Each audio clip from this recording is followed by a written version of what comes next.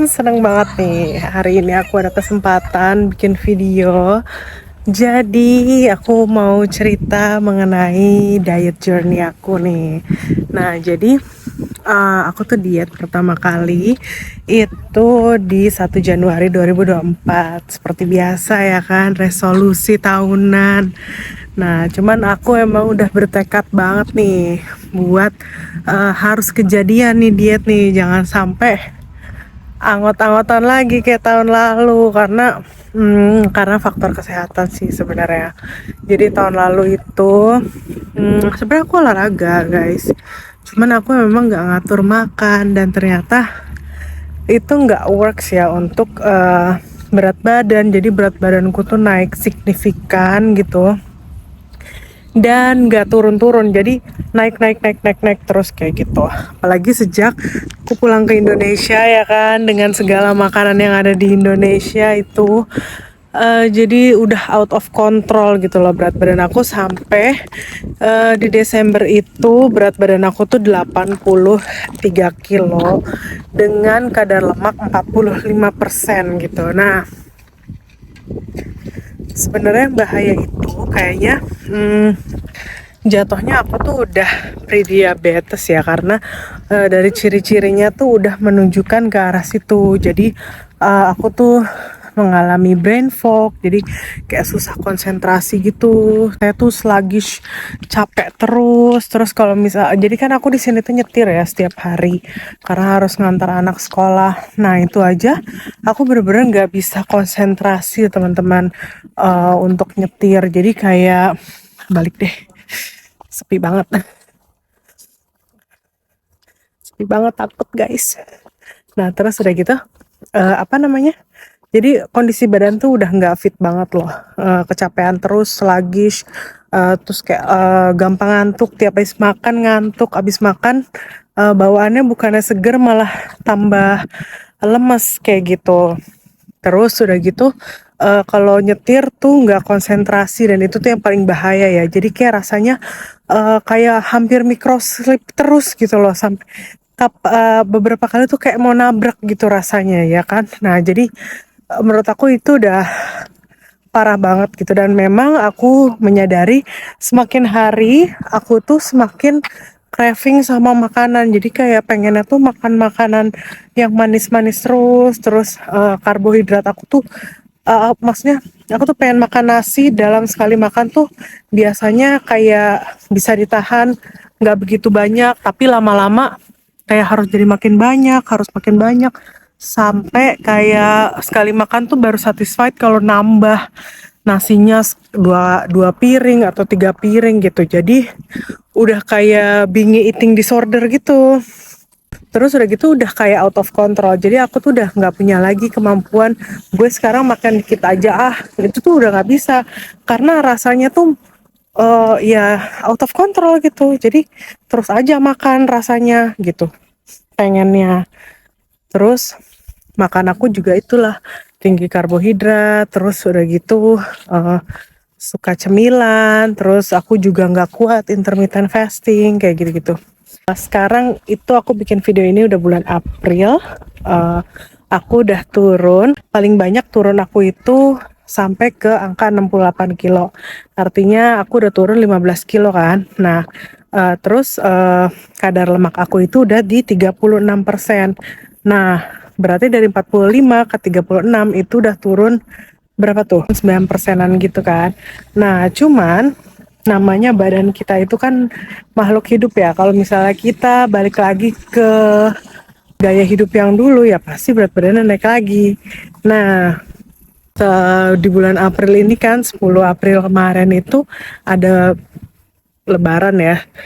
Nah, Lebaran itu jadi tantangan tersendiri banget sih buat aku, karena kita tuh kayak halal, terus udah gitu ketemu orang banyak. Nah di situ aku cheat nasi dan makanan Lebaran lah ya. Nah salahnya aku waktu itu adalah terus-terusan, nggak kayak cuma sekali, tapi berhari-hari gitulah. Nah jadi craving aku terhadap karbohidrat sama sugar itu balik lagi parahnya.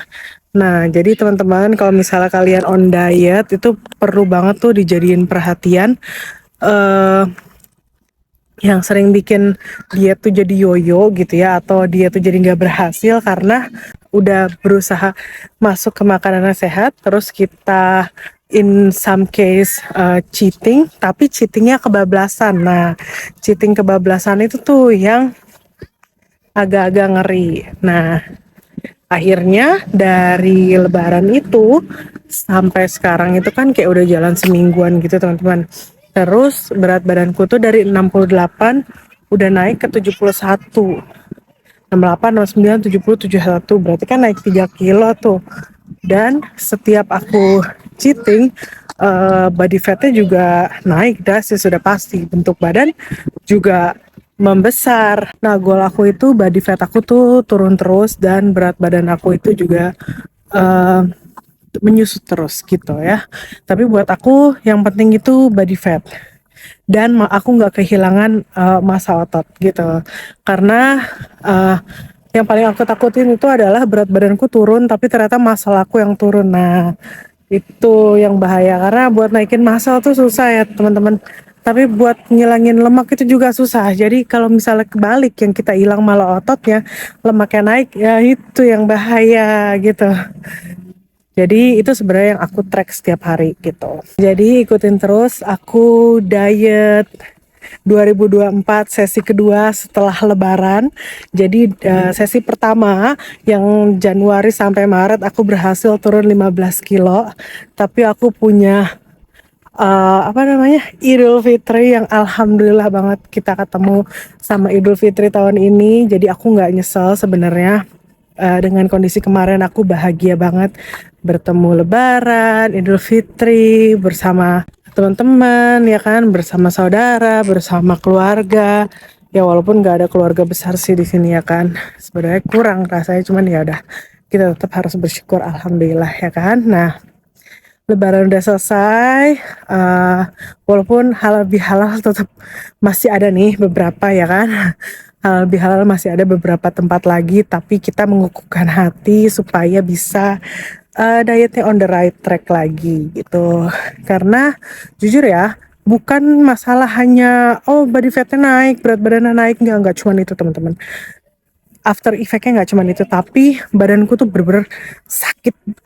Jadi yang paling aku rasain ya kalau aku udah kebanyakan karbohidrat, terus cheating, makan macem-macem, balik lagi ke lifestyle yang dulu itu, karena aku punya plantar fasciitis ya. Nah, plantar fasciitis aku itu udah hampir nggak kerasa sama sekali saat aku ngejalanin carnivore diet. Nah, begitu aku balik lagi ke makanan aku yang dulu, asli plantar fasciitis aku balik lagi. Jadi kakiku rasanya kayak inflamasi dan kalau bangun tidur rasanya sakit banget gitu. Terus kalau aku bangun tuh badanku rasanya tegang banget. Kayak kaku gitu otot-ototnya. Jadi sebenarnya problemnya itu bukan hanya problemnya itu bukan hanya berat badan naik atau body fat naik, enggak teman-teman. Tapi yang paling masalah itu adalah keseluruhan tubuh itu jadi nggak enak gitu loh. Aku jadi kayak flu-flu terus, terus udah gitu kayak badanku jadi sakit-sakit, kayak kayak pegel-pegel gitu. Terus plantar fasciitis aku balik lagi sakit lagi, terus aku merasa jadi lebih banyak inflamasi dalam tubuh aku gitu ya, dan inflamasi itu bikin nyeri-nyeri. Nah terus badanku jadi kayak gampang bunyi-bunyi gitu. Terus ya pokoknya jadi lontong banget lah, gampang capek. Apalagi di momen lebaran itu karena sibuk, karena banyak banget acara, jadi aku nggak sempat olahraga gitu. Kalaupun olahraga kayak cuma sebentar dan nggak terlalu proper gitu. Jadi after effect-nya tuh sebenarnya gede banget. Dan kalau misalnya cek di kayak, jadi umur aku dan umur tubuh aku itu bisa berbeda. Jadi kalau misalnya umurku tuh aslinya cuma 30 tahun, tapi umur sel tubuh aku tuh bisa umurnya tuh berapa ya? 65 tahun bahkan kalau misalnya aku lagi di kondisi yang kemarin gaya hidupnya. Lu bayangin aja orang 30 tahun dengan badan yang usianya 65 tahun. Jadi sama aja aku tuh kayak nenek-nenek 65 tahun gitu kan. Dan itu nggak enak banget ya jadi nenek-nenek yang sel tubuhnya 65 tahun tuh nggak enak banget, rasanya mau ngapa-ngapain tuh serba salah, sakit-sakit gitu. Nah ini sekarang plantar fasciitisku masih sakit ya, ini karena aku baru diet kemarin, maksudnya aku baru clean makannya itu kemarin, dan lanjut hari ini semoga aku nggak maksudnya aku tetap in the right semoga aku tetap in the right mind ya, jadi nggak cheating lagi gitu. Karena sebenarnya diet itu lebih banyak ke urusan mental juga sih teman-teman, emosional kita gimana, mental kita gimana.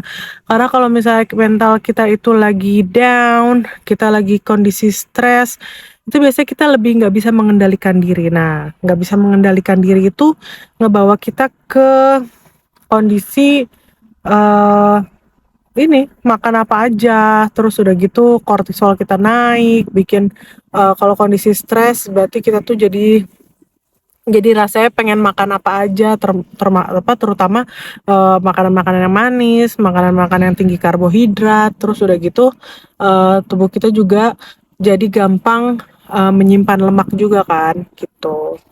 Nah, jadi segitu aja dari aku. Kita mulai journey diet part 2 after lebaran. Nah, aku bakal update terus gimana perjalanan diet aku di 2024 part 2 ini. Thank you udah ikutin video aku.